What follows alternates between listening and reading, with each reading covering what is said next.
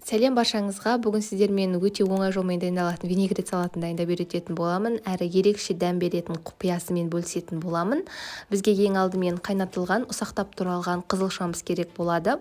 Ыдысымызға ұсақтап туралған қызылшамызды саламыз, және де қайнаған картобымызды, және де тұздалған қиярымызды дәл видеодағыдай турап салатын боламыз. Және де тұздалған, яғни капустамыз, квашеный капустаға горохты араластырып қойып мен салып жатырмын бұл видеода. Бөлек салсаңыздар да болады. Және де ұсақтап туралған көк пиязымызды саламыз. Бұл жерде ең басты құпиясы ақ пияздан гөрі көк пияз қосатын болсаңыздар, ерекше салаттарыңызға дәм беретін болады.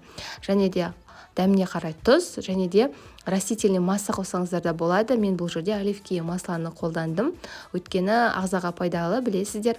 Және де ең соңынан осылай жақсылап араластырып алатын боламыз. Араластырған сайын қызылшамыз түсін береді салатқа. Сол кезде салатымыз қызғылт түсті болып, өте дәмді болып шығады.